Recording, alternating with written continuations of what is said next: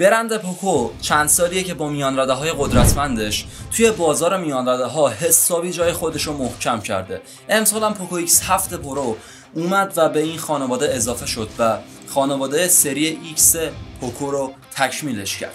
بریم سر وقت بررسیش و ببینیم که این گوشی ارزش خرید داره یا نه. این گوشی در بازارهای جهانی با قیمت $410 داره به فروش میرسه و توی ایران یه قیمتی بین 27500 تا 33 میلیون تومان داره که باید ببینیم که ارزش خرید خواهد داشت با این قیمت یا اینکه بریم سراغ رقیباش. طراحی این گوشی واقعا طراحی خیلی خوب و شکل و گیمینگ طور طراحی شده. یه مقدار این گوشی بدنش تماما از پلاستیک، فقط صفحه نمایشش از شیشه گوریلا گلاس 7 آی پوشیده شده. فریمش پلاستیک، پشتش هم از پلاستیک ساخته شده، پلیکربناته ولی خب همون پلاستیک محسوب میشه. پشتش یه تکسچر باحال داره و توی رنگ‌های زرد و یه سری نسخه ها یه تیکه مثلا مشکیه از قاب پشتی و یه تیکهش زرده و یه قسمت یه رنگ دیگهش که مشکی خالصه و برای نسخه هند هستش. توی اون این مشکیه توی 2 تا طیف روی پشتش اعمال شده که خب بعضیا دوستش دارن، بعضیا باش حال نمیکنن. خلاصه من خودم به شخصه داشت خوشم اومد، طراحی باحالیه، دوست داشتنیه. چینش لنزهاش هم خیلی شبیه آیفون 16 نرماله و نمیشه گفتش که اصلا به اون ربطی نداره، خیلی شبیهن. از پنل جلویی تقریبا 88% رو نمایشگر به خودش اختصاص داده که این نشون دهنده اینه که حاشیه‌های این گوشی، حاشیه‌های نمایشگرش واقعا کمه و شما میتونید از نگاه کردن به صفحه نمایش این گوشی لذت ببرید.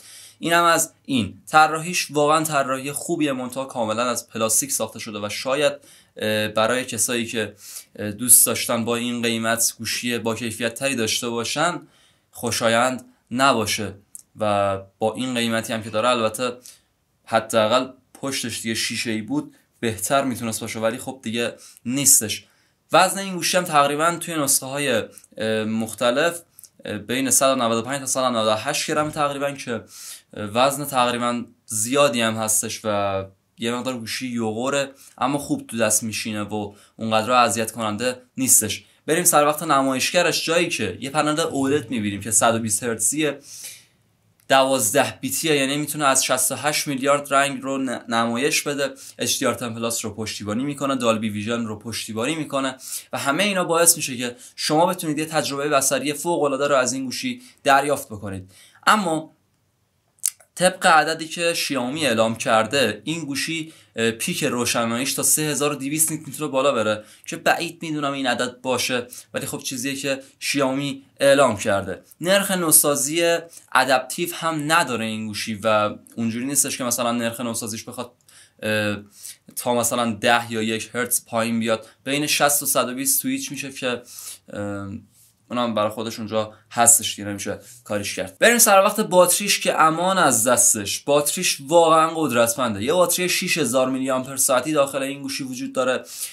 این هم بگم که داخل نسخه های هندش باتری 6550 میلی آمپر ساعته و این باتری عظیم با استفاده از فناوری سیلیکون کربن که نسل جدید باتری ها هستش امکان پذیر شده و شیائومی اومده از این باتری استفاده کرده که موجب شده بتونه ظرفیت زیادی از باتری رو داخل این گوشی قرار بده که خب همین امرم باعث شده که شارژدهی گوشی در طول روز خیلی خوب باشه. شما به راحتی میتونید از این گوشی 1 روز کامل و حتی بیشتر رو استفاده بکنید و واقعا استفاده ازش لذت بخشه چون باتری بسیار حجمی داره که در طول روز میتونه قشنگ همراهیتون بکنه و لنگتون نمیذاره. باتریش در کاربری‌های روزمره واقعا عملکرد خیلی خوبی داره اما روی وقتی که شما دارید بازی میکنید باهاش اونجور که باید منابع رو مدیریت بکنه نمیتونه. یعنی شاید این قضیه برگرده به اون بهینه نبودن استفاده و مصرف پردازنده که باعث میشه یه مقدار کمی داخل بازی ها بیش از اندازه شارژ مصرف بکنه، یعنی از اون چیزی که باید بیشتر مصرف بکنه که خب اینم نکته‌ایه که باید گفته میشد. این گوشی از شارژ سریع 90 واتی هم پشتیبانی میکنه که طبق ادعای شیائومی در 42 دقیقه از 0 تا 100 میتونه این باتری 6000 میلی آمپر ساعتی رو فول شارژ بکنه که عدد واقعا خفنیه و آداپتور داخل جعبه‌ش هم هستش. این یه حسنیه که نسبت به گوشی‌های سامسونگ داره. گوشی سامسونگ که داخل جعبه‌شون شارژر و آداپتور نیستش. اینم از این. نوبتی هم باشه باید بریم سر وقت سخت افزار این گوشی، چیزی که اصلا براش و به خاطرش معروف شده گوشی‌های پوکو.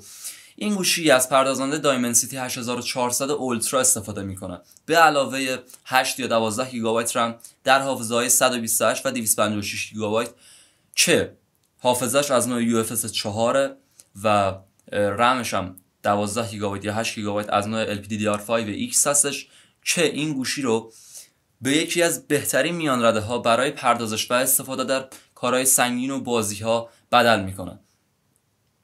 این گوشی عملکردش از لحاظ سخت افزاری واقعا تحسین برانگیزه. در تمامی بازی های سنگینی مثل گنشین ایمپکت که گرافیک بسیار سنگینی دارن، عملکرد روسفید کننده ای داره و واقعا خیلی خوب میتونه عمل بکنه. اونقدر هم داغ نمیکنه و پایداری عمل کردش شاید بعد از مثلا 1 ساعت یه مقدار بیاد پایینتر، اما اونطوری نیستش که اذیتتون بکنه و واقعا پردازنده قدرتمند و پایداری داره که این گوشی رو شایسته اون آوازه بلند گوشی‌های پوکو که معروف بودن به قدرت سخت افزاری بسیار زیاد در میان رده ها واقعا برازنده شد. و اینم از این. بریم سر وقت دوربیناش، جایی که کلا 2 تا لنز بیشتر نداریم، یه واید یه اولترا واید. یه واید 50 مگاپیکسلی سنسور اصلیشه و یه اولترا واید 8 مگاپیکسلی. عکسایی که با دوربین اصلی ثبت میکنید به خاطر اف باز 1.5 که داره، یعنی اون دریچه دیافراگمشون خیلی بازه، عکسای واقعا خوبی ان، عکسا شارپن، جزئیات خیلی خوبی دارن، داینامیک رنجشون خیلی خوبه، وایت بالانسشون اوکیه و عکسایی میگیره که شما رو میتونه واقعا راضی بکنه و اذیت کننده اصلا نیستش. اما لنز اولترا واید چطور؟ لنز اولترا واید منتها اینطوری نیستش. لنز اولترا واید کاملا یه لنز معمولیه و اصلا چیزی نیستش که به پای اون لنز اصلی بخواد برسه به هیچ عنوان. از اینم که بگذریم سر وقت دوربین سلفیش میریم. دوربین سلفیش هم 20 مگاپیکسله و عکس‌های اونم خوبن، فقط خوبن و نمیشه در مورد عکس‌ها و فیلمایی که با دوربین سلفی میگیرید خیلی مانور داد روشون و طبیعی هم هستش. این گوشی بیشتر گیمینگ محور ساخته شده تا اینکه مثلا بخواد حالا دوربین خوبی داشته باشه و این حرفا. اینم از این. بریم سراغ فیلم برداریشون، جایی که این گوشی میتونه 4K 60 فریم بر ثانیه فیلم برداری بکنه با لنز اصلیش که این نکته خیلی خوبیه. 4K 60 فریم بر ثانیه میگیره، کیفیت خوبی داره، استابلایزرش خوبه، استابلایزر اپتیکال روی این گوشی وجود داره که باعث میشه شما بتونید تصاویر نرمی هم بگیرید انصافا با این گوشی. لنز سلفیش اما فقط میتونه 1080 30 فریم بر ثانیه یا 1080 60 فریم بر ثانیه اینجا براتون می‌نویسم میتونه فیلم برداری کنه که اونم کیفیتش بد نیست، استابلایزر خوبی داره اما کیفیتش همچین چنگی به دل نمیزنه. کلا از لحاظ دوربین خیلی حرفی واسه گفتن در میان رقبای خودش نداره. این هم از این. بریم سراغ رابط کاربری و نرم افزار که رابط کاربریش هایپر OS 2، محیط فوق العاده روون با انیمیشن های جذاب، شخصی سازی های بسیار زیاد و تمام اتفاقاتی که باید بیفته واقعا داخل این گوشی داره میفته. اونایی که با گوشی شیائومی کار کرده باشن میدونن که گوشیه که جمع و جوره، حالا درست غیر و قال داره این مقدار ولی خب اذیت کننده نیستش. بریم سراغ قسمت امنیتش، جایی که حسگر اثر انگشت زیر نمایشگر سرعت بسیار خوبی داره و دقیق عمل میکنه و اصلا اذیت کننده نیستش. شما میتونید به عنوان یه حسگر سریع و دقیق ازش استفاده بکنید و توقع ازش داشته باشید. همونطوری هم داخل تصویر دارید میبینید سرعتش واقعا خوبه و اذیت کننده اصلا نیستش. این گوشی نکات تکمیلیش رو اگر بخوام بهتون بگم، از گواهی IP68 هم پشتیبانی میکنه، چیزی که باید داخل طراحی توی بخش طراحی بهتون میگفتم و یادم رفت بگم. یعنی ضد آب و گرد و غباره ولی اصلا بهتون پیشنهاد نمیکنم که داخل آب ببریدش و اصلا بهش آب بزنید.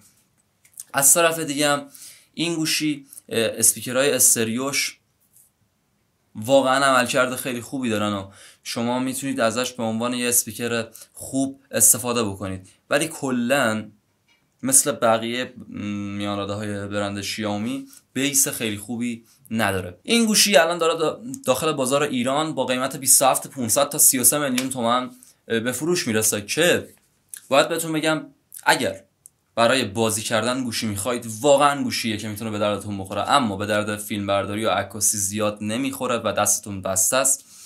صفحه نمایش خیلی خوبی داره، سخت افزارش عالیه، طراحی خوبی داره اما خیلی متریال با کیفیتی توش استفاده نشده. دوربیناش خوبن، بقیه بخشش هم یه عملکرد معمولی داره و اونقدر خفن نیستش و به نظرم داخل این بازه قیمتی اگر گوشی واسه دوربین میخواید برید سراغ گوشی‌های سامسونگ، اونا میتونن بهتر جواب کارتون رو بدن.